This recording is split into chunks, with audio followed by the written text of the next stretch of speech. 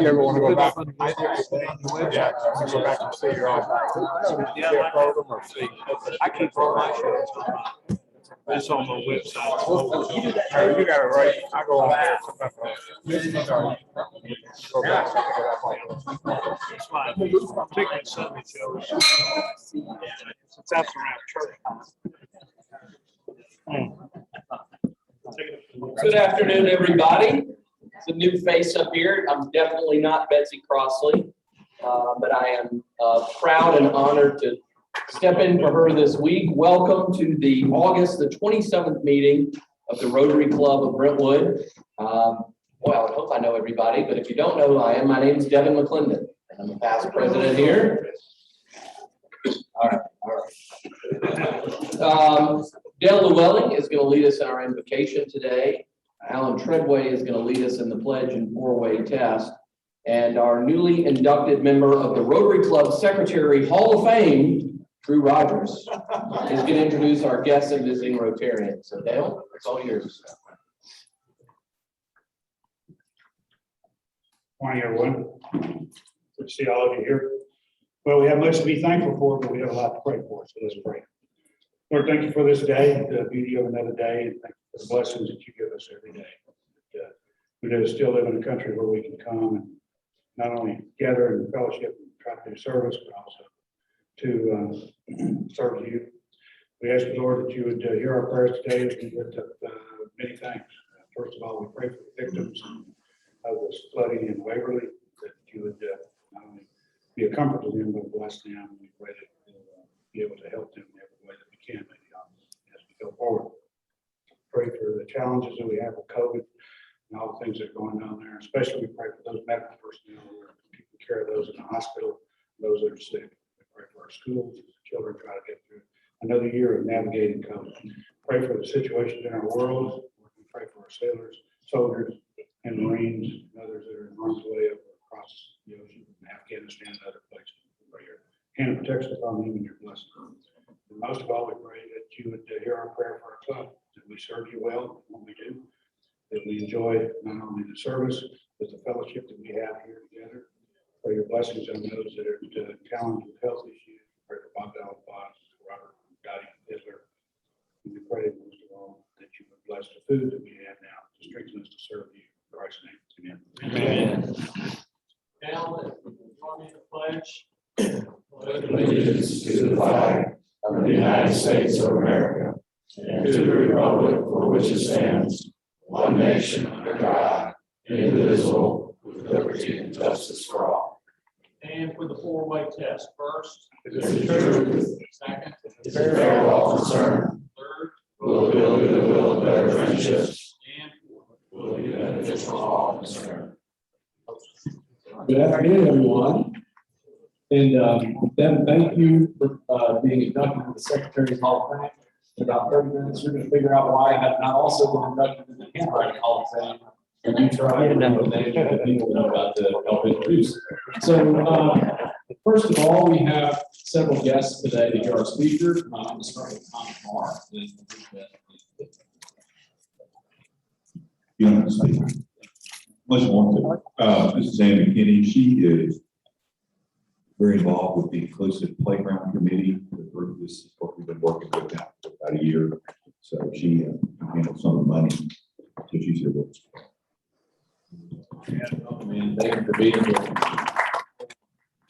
Further on to the on, as a guest, Celeste Ware. This is Celeste. He's a good friend of mine, and he has his own insurance agency, Compass. So I'm so happy he's here with us today. Thank you. Michael Kaplan, as a guest, Donnie Kennedy. This is Donnie Kennedy. I brought him because tomorrow he is making his football coaching debut for the Brentwood Blaze. He's somehow we roped him into coaching 9 and 10-year-olds. So hopefully he can get a few words of advice. Lucky for him, I think his team's favored by 17 tomorrow. So we expect good things out of him. And Larry Dane has a guest today that you guys can thank afterwards. Very special guest. This is Jonathan Morris. Jonathan is one of the principals of Brown Bag, our caterer that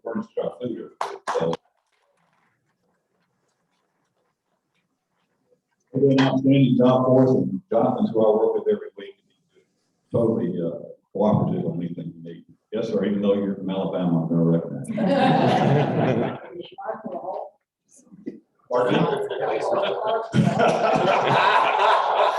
Jonathan is a Washington native and also a graduate of the University of Tennessee.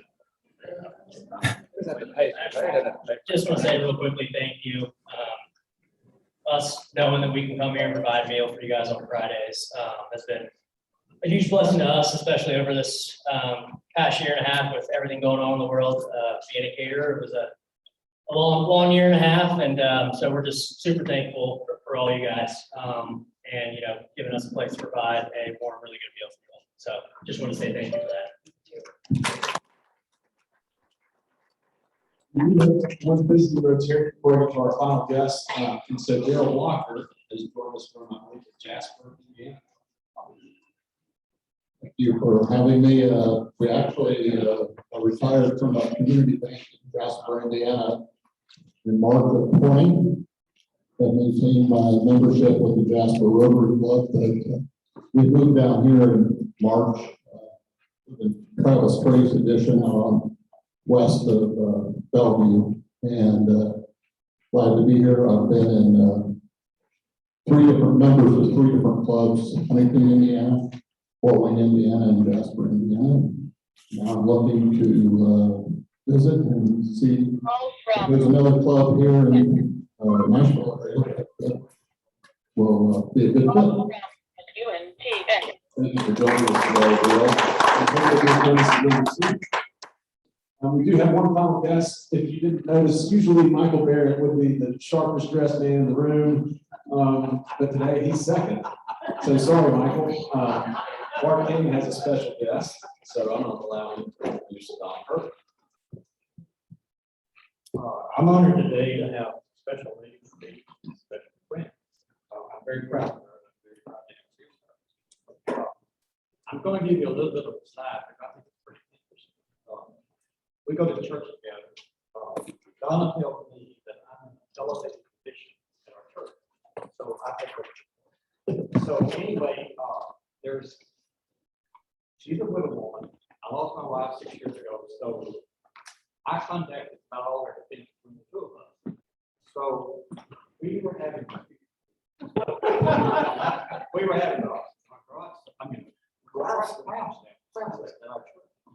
So Donna tells me that several of the widows in that church are after me.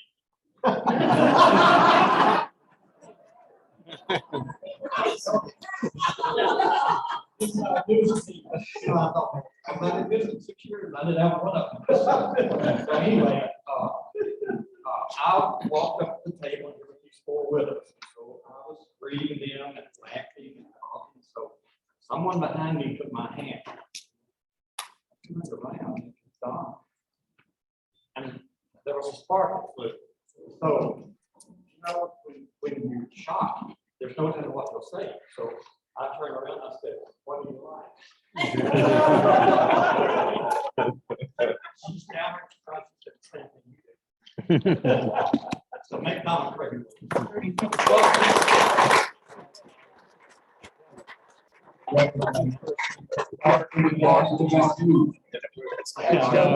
So I have a few notes to pass along, some reminders. We're going to go a little fast. I'm going to give Doug, our speaker, as much time as possible.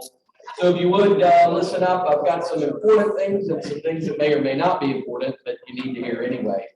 Obviously, if you did not know, we are continuing to keep Marilyn Lane and their entire family in our prayers with the passing of Kenny. If you guys did not ever have a chance to meet or know Kenny Lane, he was a remarkable man. He was an incredible servant to our community, and he was the only honorary member of this club. So please keep Marilyn and their extended family in your prayers.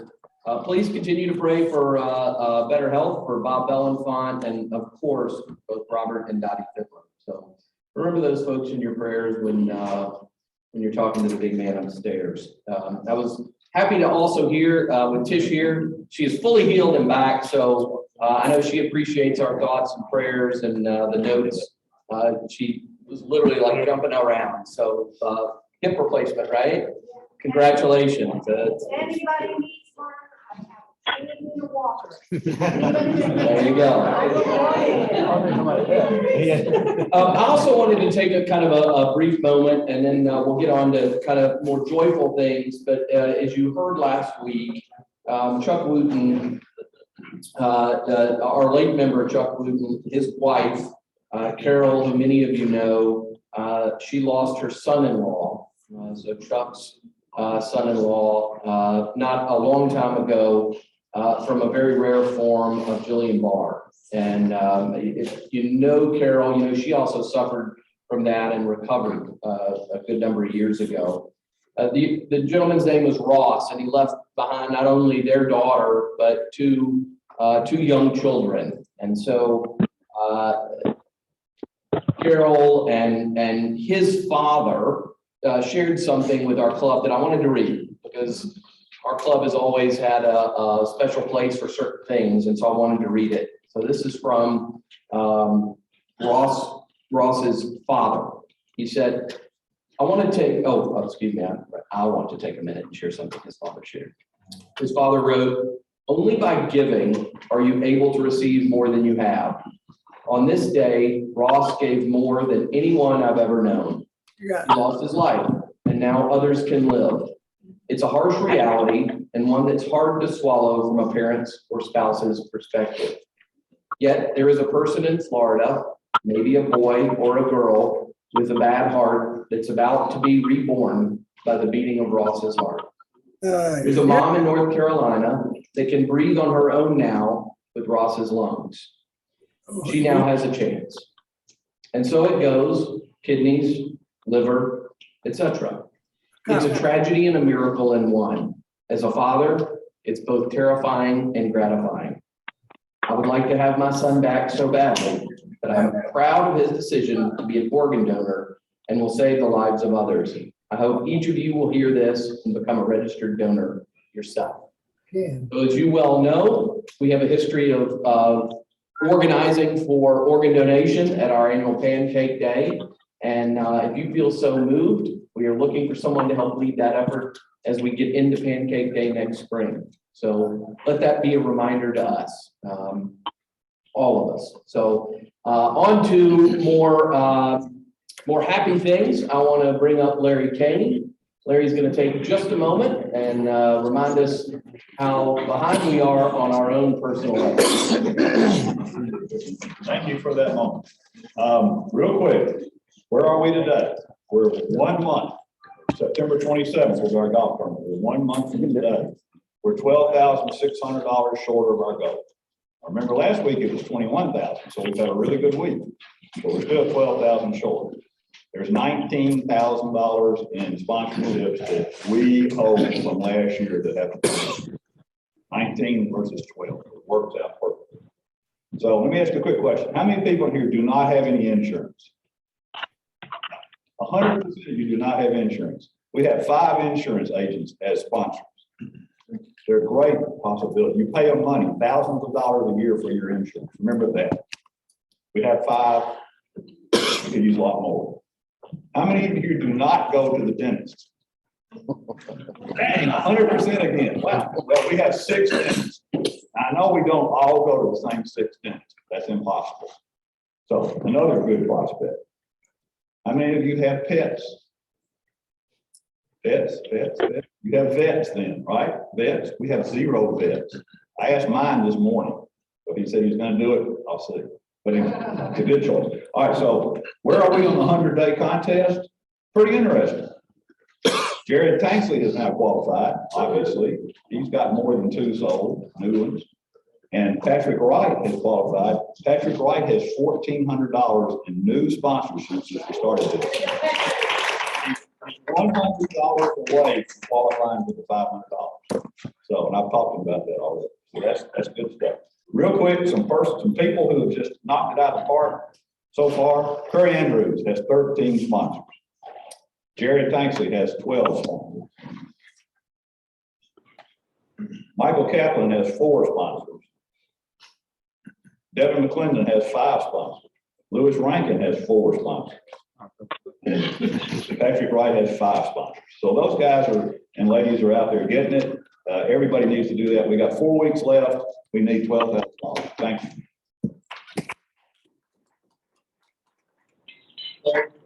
I'm going to keep moving on. It has been asked that I very specifically remind you, no meeting next week in celebration of the Labor Day weekend. No meeting next Friday. Our next meeting will be the following Thursday, just a few days after Labor Day. So Thursday after Labor Day, that's the 9th, but our meeting will be on Thursday evening at 5 p.m. at Granny White Park. So let that sear into your brain or into your calendar. Thursday, September 9th, 5 p.m. Granny White Park. That is a celebration of our police, fire, and first responders in our emergency 911 center. So please make an effort to attend. It is a lot of fun. So remember that, put that in your calendar. A couple quick things, and I'm going to hand it over to Tom Carr for Happy Bucks. Bert Bradford is here today. Where is Bert? Very quickly. Bert probably didn't think I was going to mention this. You know, your Rotary newsletter is an amazingly powerful newsletter. I found out that Bert Bradford is celebrating his wedding anniversary today, and he's going to tell us a little bit more about that in a minute. But better yet, is Harold here? Fogelberg here? I didn't see him.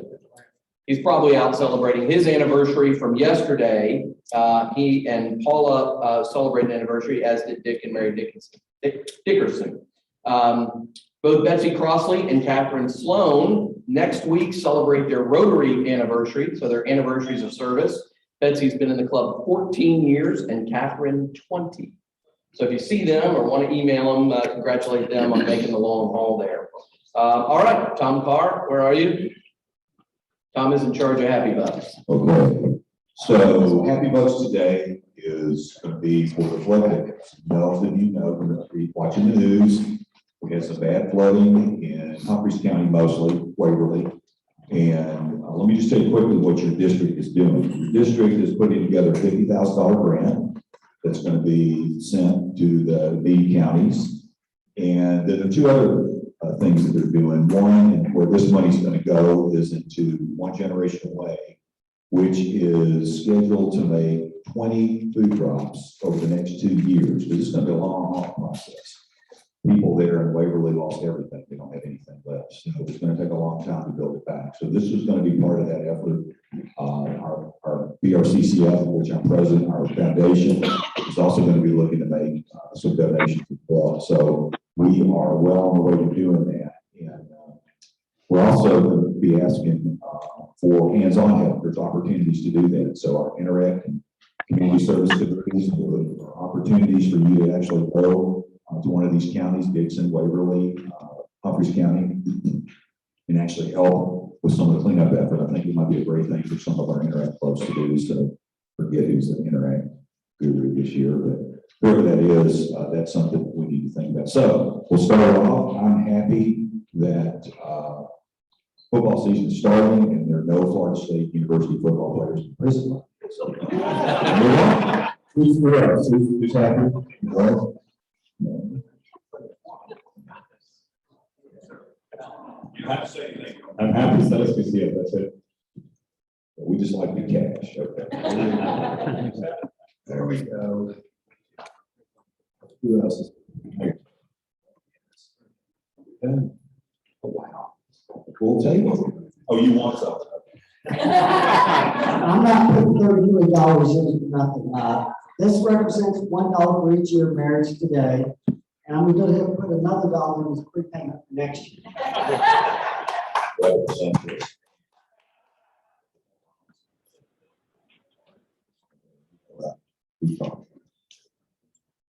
About your whole sponsorship. Okay, anyways. Yeah. I'm so glad you're back. We'll work on that sponsorship. Okay. Yes, sir. No. You. I'm feeling very blessed because my family in Dixon is safe and my nephews are safe, and so thank you. Roll Tide.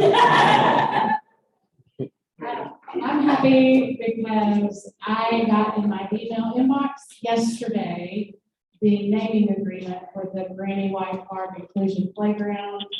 And we will have that donation, that $350,000 donation in our hands.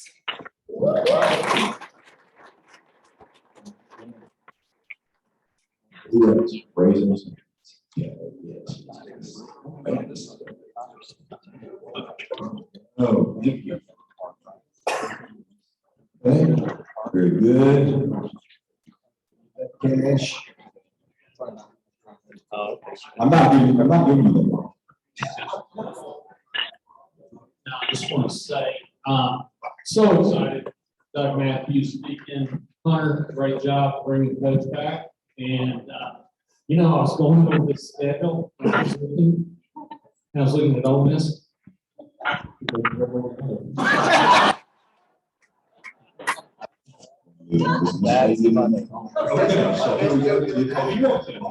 The best part is he doesn't realize when you go 12-0, you gotta play other games, because it's so not used to going 12-0. Did you get your Michael Russell? How'd you get it? Okay. Work release.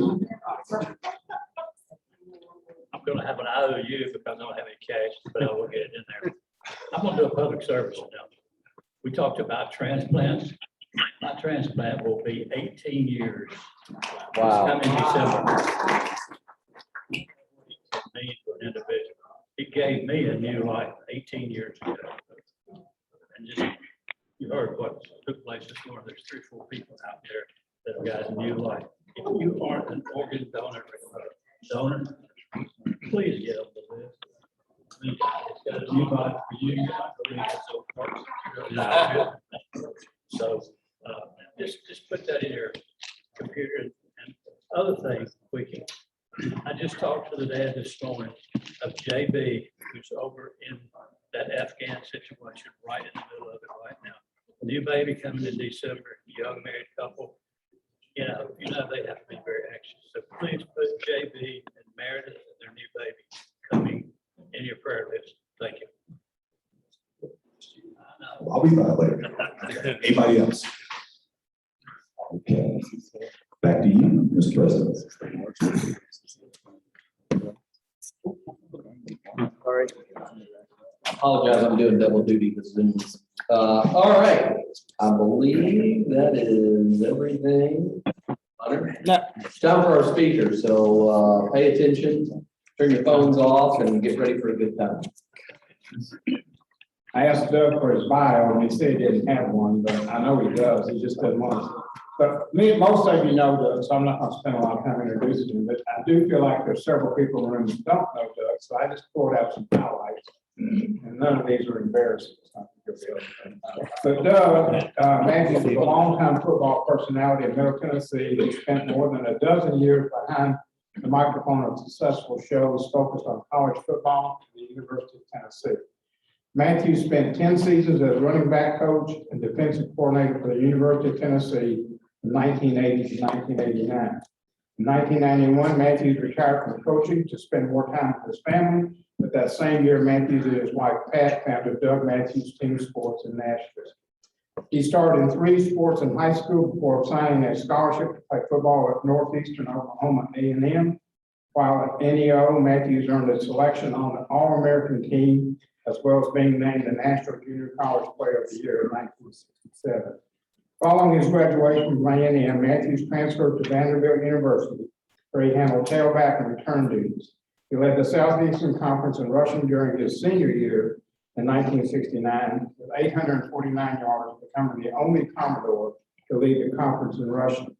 Currently, Doug has 3 sports shows running with the Fort Worth Systems Football Saturday, Big Orange Sunday, and Coach to Coach on all or on 104.5 Design. Doug, it's all yours. Thank you.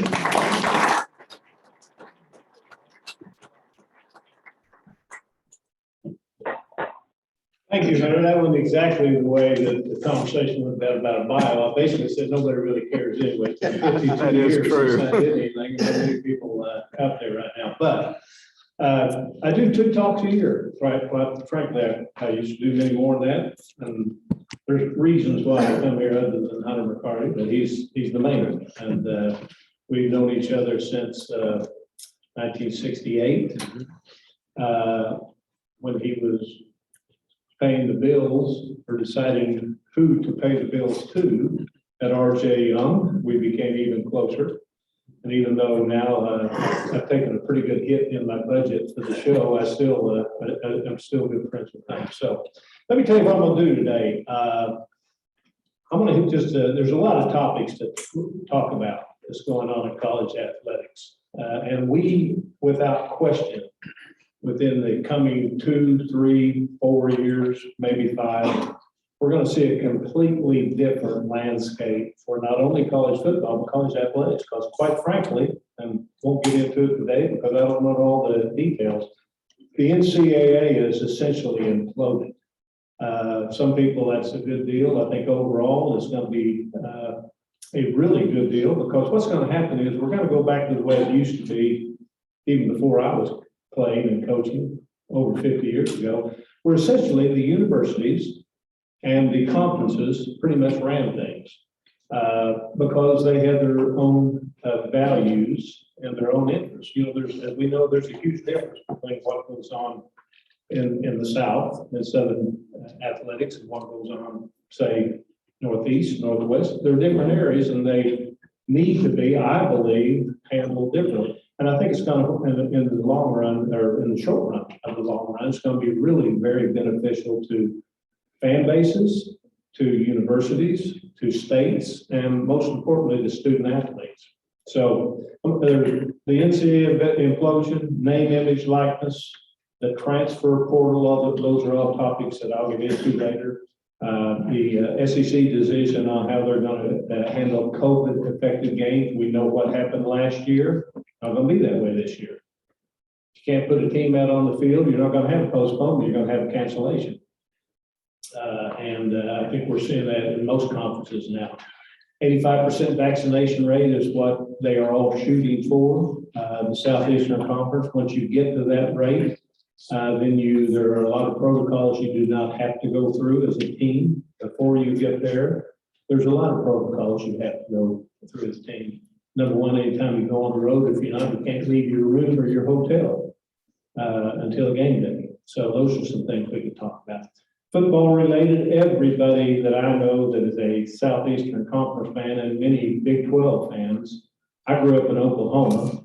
I'm a huge Oklahoma Sooner fan, still am. Have got over my dislike of Texas a little bit, if there's any Texans in here. Dave McGinnis has taught me that not all Texans are Texas fans. So anyway, they're going to join this conference. That is a huge deal. We might get into that a little bit later.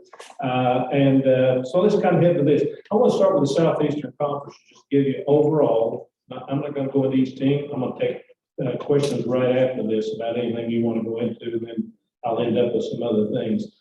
I have to put strongly Alabama in the West and Georgia in the East as huge, huge favorites for a couple of reasons.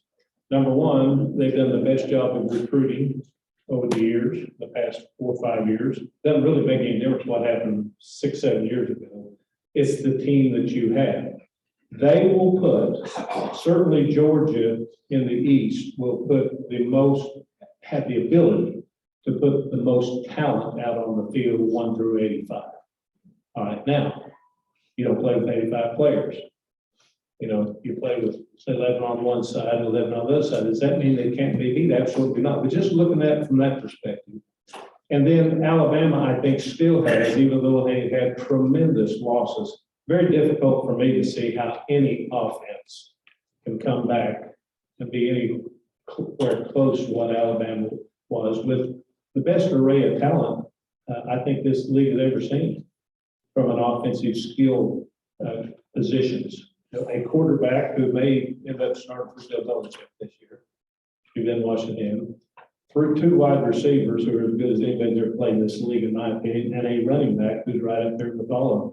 You know, just real quickly, And believe me, I do not want to make this an Alabama speech, but I respect Alabama. I played against them twice when I was a player. I coached against them for 10 years at Tennessee. And the respect that I have for that program, regardless of who the coach is immense, because they are a huge factor in college athletics. But just to give you a little example, 73%, they played what, 13 games last year? 73% of all their receptions came to 4 players. The running back and 3 wide receivers. One of those wide receivers only played half the year. The point that I'm making, and I'll make in future, what they do down there is they keep their players out on the field. Their best players are out on the field. They don't try to play everybody. They have more opportunity than anybody. The team that I pulled for, one of them pulled for 2, but one of them makes it a hard nail. Didn't do that last year. But Alabama, a lot of talent. There are, I believe, only 2 teams, one in each division, maybe 2 in the West, that have what I would call a realistic chance to win the conference. And let me explain to you where I'm coming from on this. Here's the way I judge things. If you're going to win, you're not going to play for the conference championship if you don't get to Atlanta. All right, you got to get there in December. To do that, you got 8 conference games, and this year, rarely ever, there's been a couple of years, there's been a team with 5 wins and 3 losses that have got in through some tiebreakers. I don't think there's ever been a team out of the West that's done it. Tennessee's done it, I think, once in the East. But if you cannot win 6 games, if you can't go 6-2 in your division, then you're not going to have an opportunity to play for a championship. And I think that is even more stronger this year. Let me take the East real quickly. The reason I think Georgia has a better chance this year than anybody else, one's the talent. But secondly is really the only team that I believe will really strongly compete in the East with Georgia is Florida. And it's the exact reverse of what happened last year. Georgia last year, their one game that they play every 6 years, 5-6 years, they had Alabama last year. All right, Alabama beat them. Florida didn't play Alabama last year.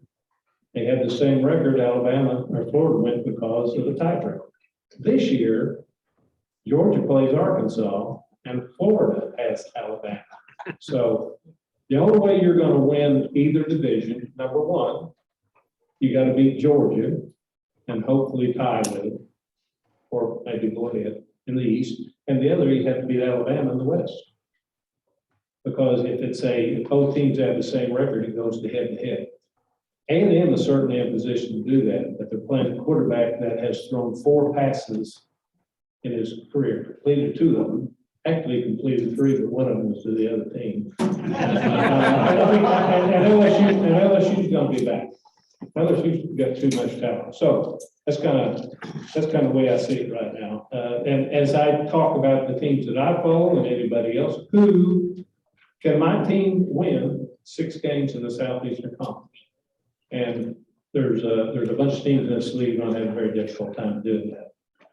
If Ole Miss goes 12-0, obviously they'll win at least 6 games in the conference. Yes. Hey, you don't ever know. The 2 championship teams that I coached on at Tennessee when I was there, neither one of those teams were picked, and rightly so, to be a conference champion. But things kind of fell in place. Let me open it up for questions, and then if you want to get into any of these other things, name, image, likeness is fascinating to me. And it is I've really tried to stay it more than anything. This is something that everybody in coaching, knew was coming. Name, image, likeness was coming. It was just a matter of when it was going to get there. And quite frankly, that's the big reason why the NCAA is imploded is they saw it coming and they kicked the can down the road. Then it got into the federal government. Legislators had to get involved. And you know what happens when that happens, and it still hasn't been decided 100%, but we're there. So anyway, let me ask questions about you might have about your team or anything else, and then I'll finish up on some other. Yes, sir. Come on, tell me what you mean by the NCAA is imploded. I don't understand.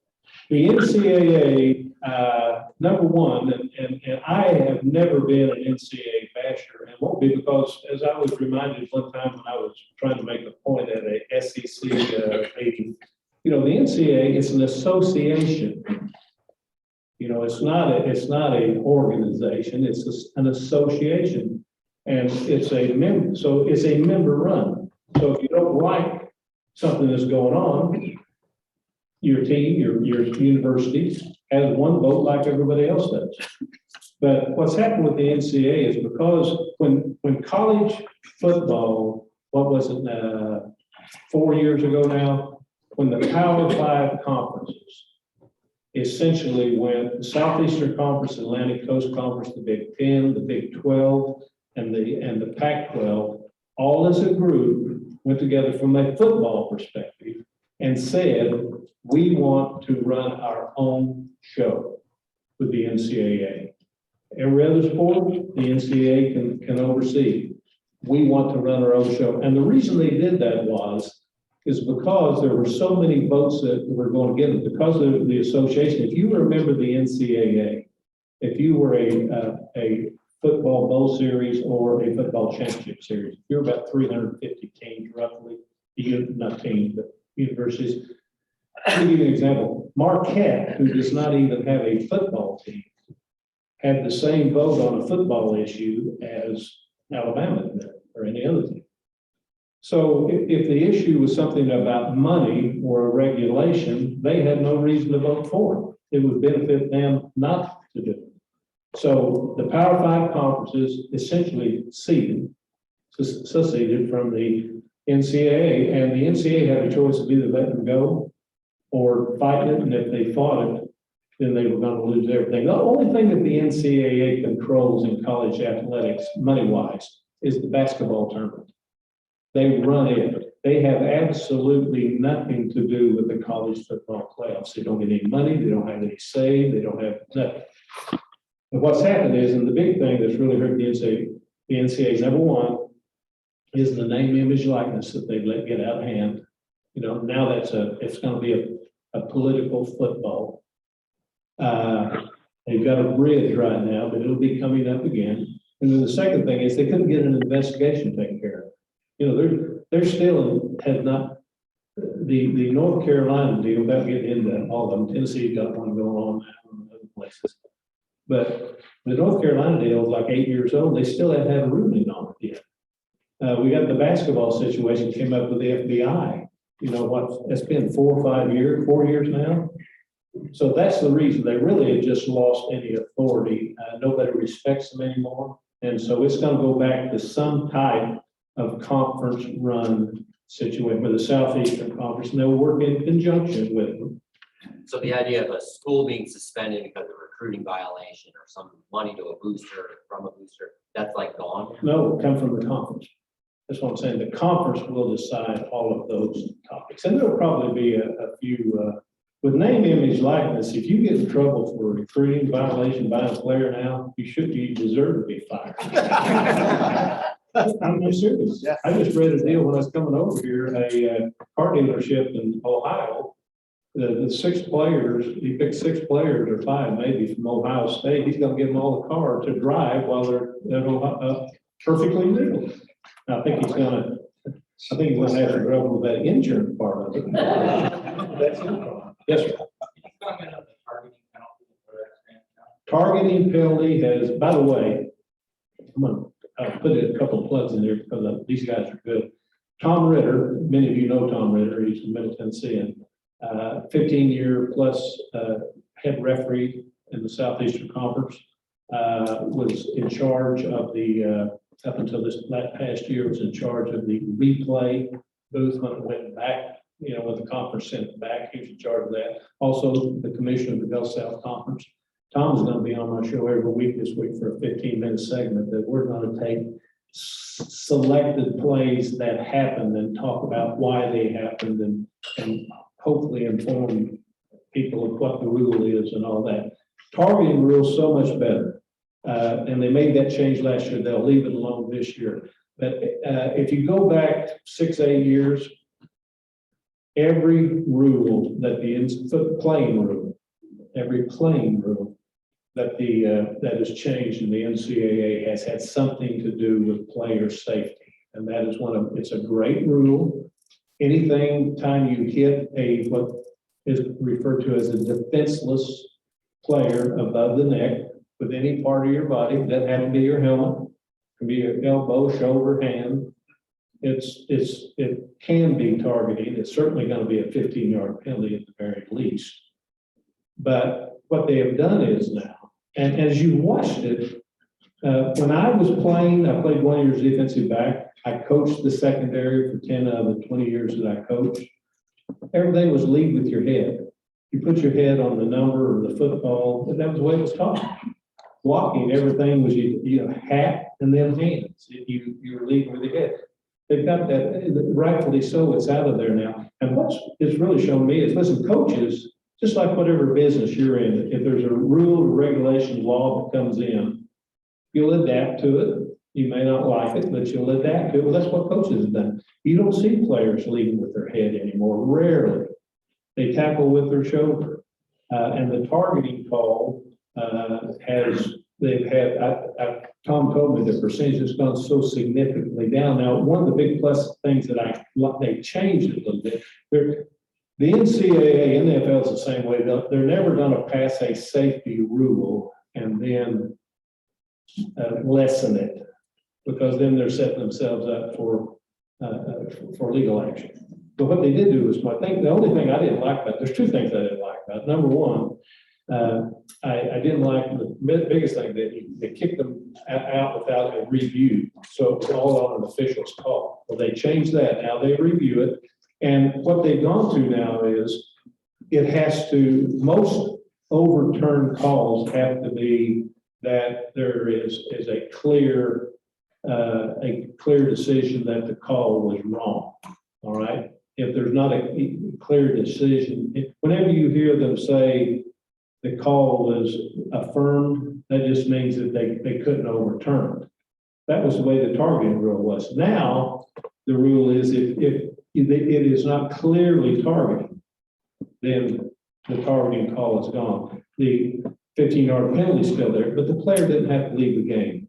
And what really infuriated me more, okay, if you want to kick him out of this game, fine. But don't have him run off the field wherever, but I mean, what good does that do? Take his helmet away, say, hey, Hunter's number 16 can't come in the game. You don't have to throw him off. It wasn't probably intentional. Sometimes those things don't happen, but it's still there. It has helped the game, I think, become safer. They've added a few other things you cannot do now from a safety protection. They finally got to the point where nobody can block below the waist. Unless you're right in a line of scrimmage, if you're a guard and you're at the cutoff block and you block low, but that's not a block that hurts people, because nobody's really moving very fast, but the others are. So I applaud them for the safety that they've done. Yes, ma'am. So I 100% agree. My son played college while he was wide receiver in special teams. And it's the gray hairs on my head are because of that. But anyways, my question is this. One of the troubling things that I've seen, and of course, my son graduated from high school 4.5 years ago and went on to college, but we saw as parents and our families, football players and played for Pitt, et cetera, but I think by the Pitt right now. And what troubles me is watching the recruiting process and just some of the money exchanges going on. And I see young people hurt because, my brother said this a long time ago, when he was playing, I did not develop as boys developed differently, girls I didn't develop until I was a sophomore at high school. And now children are losing out on opportunities because they're coming out of 8th grade having 4 or 5 stars and all of these things, and the recruiting money that's going hand in hand. I don't know. I just would love to hear your perspective on that. There's no question that what has changed. I had this discussion with Coach Heifel, as a matter of fact, what is today? Friday, Tuesday, about talking about recruitability and see, quite frankly.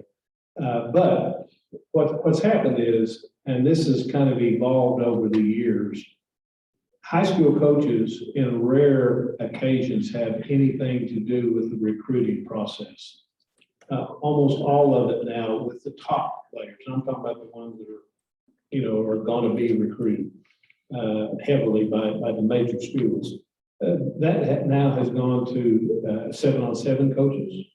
There's other entities out there that I quite frankly dislike, and I voice my dislike about them quite a bit, in that I think they sell most parents about a bill of goods. Quite frankly, and you all maybe are some of them, or maybe know somebody that's one of, and I'm not saying it's a bad thing, but what's happening in athletics now, especially in areas like Williamson County that is an affluent community, so many young people now, boys and girls, and I've got a granddaughter, quite frankly, that's in that category. They want to do year-round one sport. So they spend their time playing baseball or swimming or volleyball or whatever, and playing one sport and getting with people, someone who can help them get better at that and attain, maybe get a scholarship from it on that. Well, those are some of the people, and again, I'm not saying this is a bad thing at all. Those are parental decisions. But when you do that, then that person has a lot of say on what's going to happen where they go. And you're exactly right. There's always been money in college athletics. There was when I was playing. I mean, I had guys that I didn't do anything particularly. Nothing was done for me, but quite frankly, I was looking for a place to go. But after ball games, I'd have 20, 30, 40 bucks stuck in my pocket, trying to share a little of it with Hunter, but he was. You never he was did. But that it is, but and that's what I tell all my Tennessee friends about Coach Pruitt. You have to be stupid to get caught illegally recruiting a player. You have to be stupid. There's too many ways of doing it that at least pass the smell test. And he chose not to do that. And it goes on, and that's why I'm hopeful. Name, image, likeness.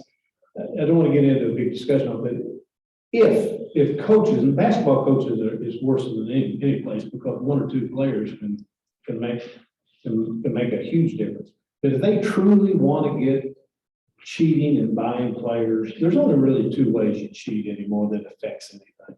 One's money, and two's changing grades. To get a player in school. Well, that doesn't happen very often. But with name, image, likeness, if you want to get cheating and buying players, that you can do it because it's 100% legal now. If let's just use somebody we all know or have heard of, Jim Haslam. I don't know what Pilot Oil is worth, but it's worth a lot of money. Jim Haslam decides that he wants to pick 10 players and give them $100,000 a year to sponsor him to come to the University of Tennessee. He can do that. He can do that. So the avenue is there to do it. We'll see how it all work out going forward. But yes, sir. With the forming of the super conferences now, one, you see like SEC going to an all-conference schedule, and two, if that happens, the powder puffs that would come in for the payday, the smaller schools, how are those smaller schools going to be able to balance their athletic budgets to survive? And so it's going to affect the worst. Quite frankly, that's why a lot of athletic directors in the past have kind of fought against that. Because I'm using Tennessee as an example, you put any school in there. But let's say Tennessee, if they're going to bring in a cupcake, of course, they thought Georgia State was coming. They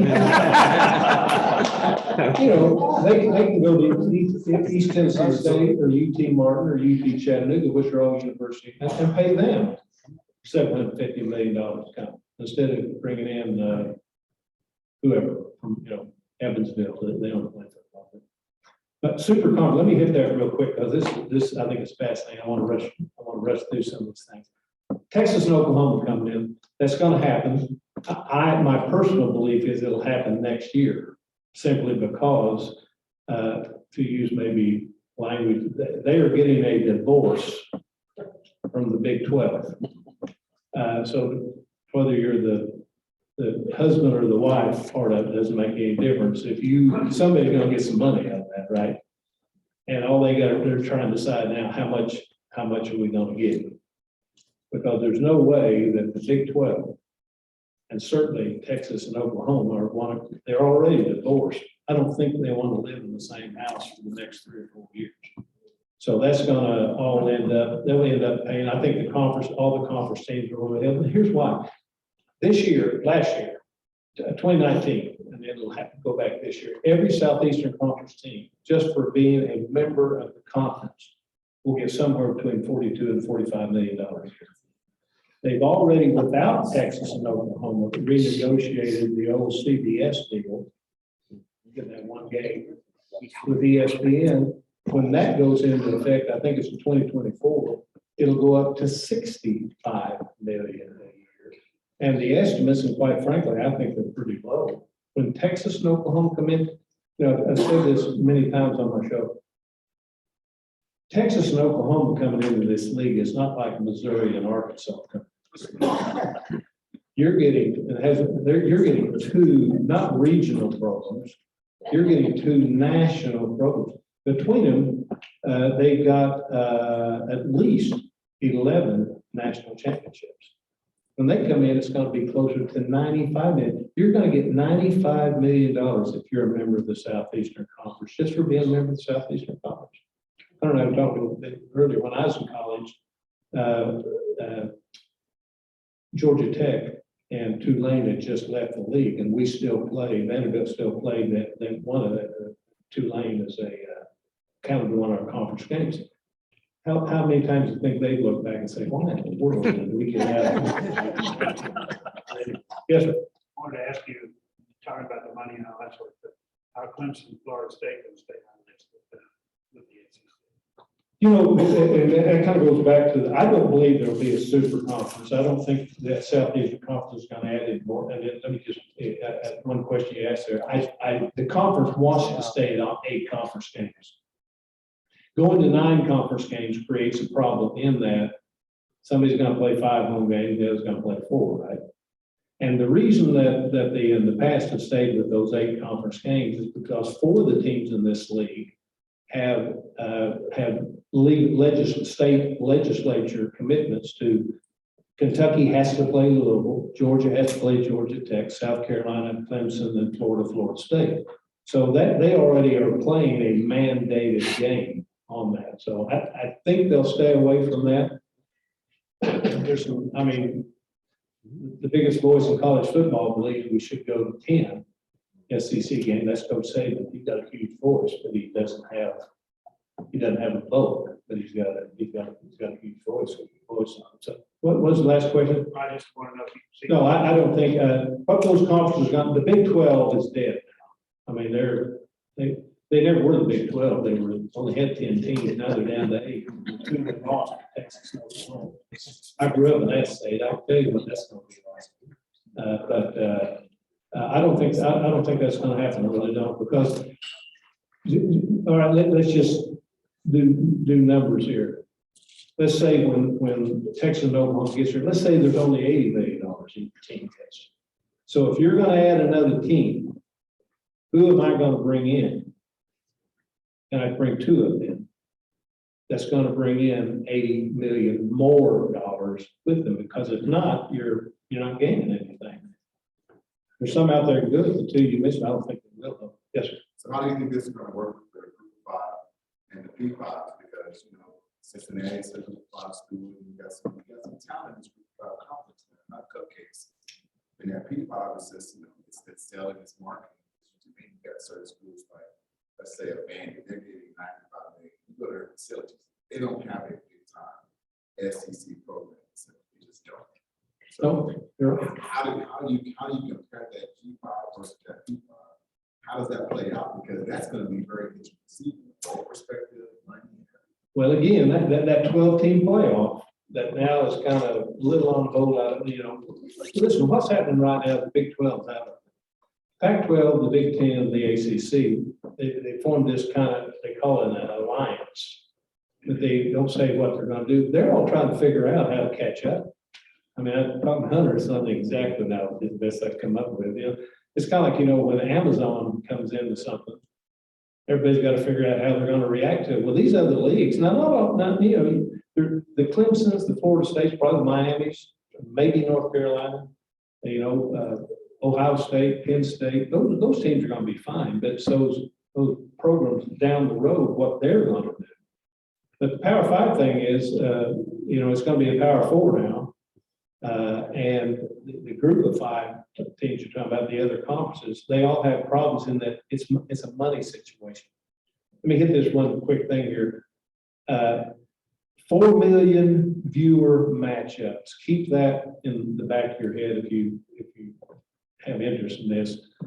What these new media contracts are going to say is they're going to say, come to Southeastern Conference, we will pay you X amount of dollars when you can deliver games that give us 4 million viewers. That's the key. All right.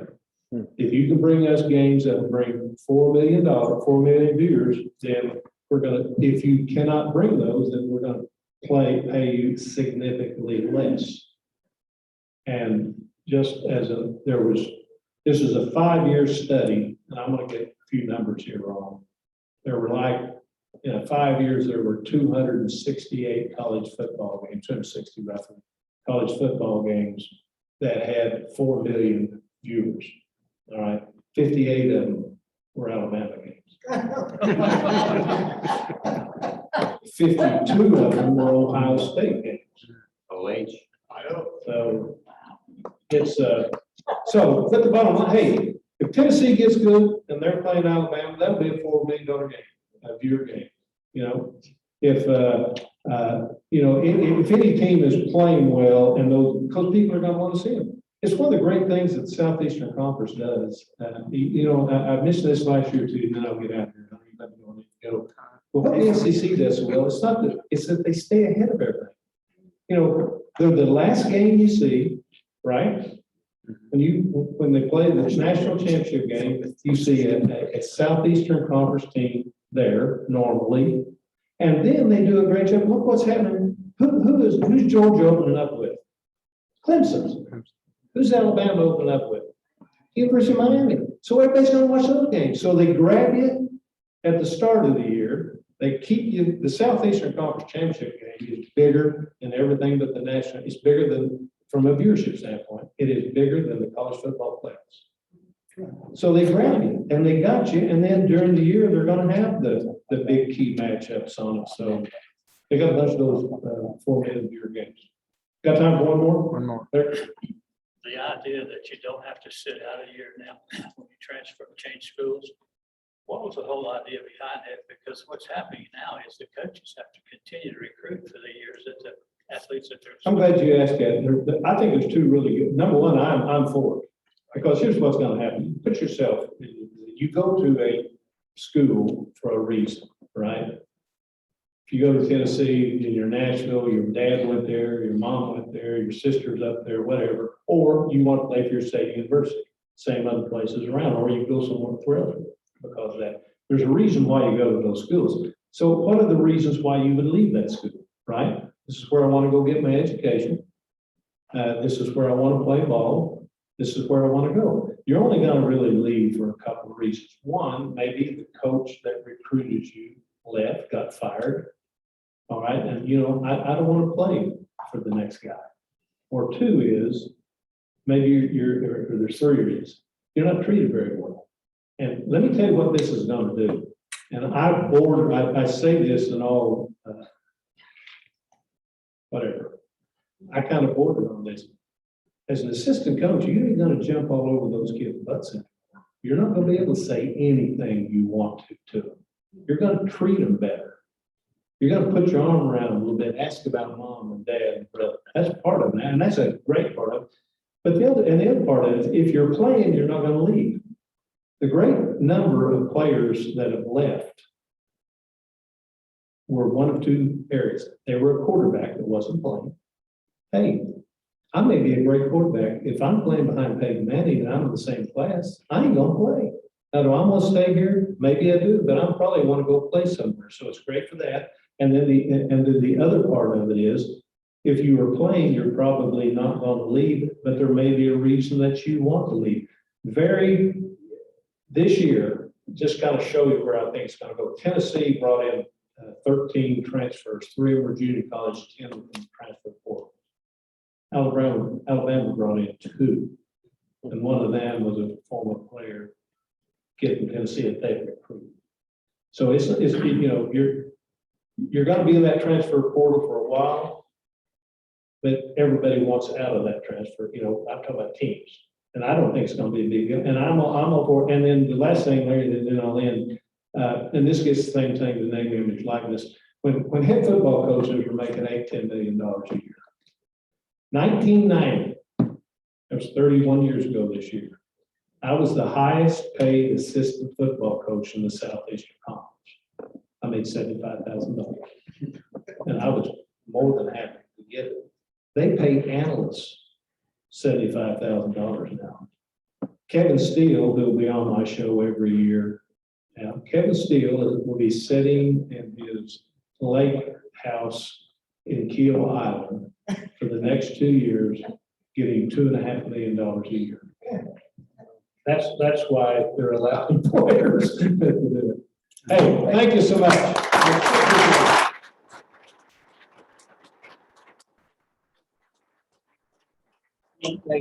That was absolutely wonderful. I've got something for you and then something you're gonna do for us. I have a book we read to first graders throughout Williamson County, and I'm gonna have you sign this book, autograph it with this pen, which you then keep. And when we go and speak to those first graders, we'll tell them about your talk and give them a little bit of information about you. So thank you for your time here. Thank you. All right, we'll make quick work of this. Ann, Celeste, Donnie, Donna, Jonathan, thank you for being here. We're glad you joined us. You're always welcome as guests. If there is nothing else for the good of Rotary. Sure. Oh, Jared wants me to share the info. Today, in this room, and by the way, if you're feeling left out because you didn't have cash in your wallet or a check, you can give via PayPal to the club and go to our charitable efforts. If you're feeling left out and you still want to give, that'd be great, but you guys did $1,286 today. So thank you. If there's nothing else to do Rotary, Table and chairs. Table and chairs where? All up? Chairs against the wall, table back. Chairs, wall, tables back. Let's go serve.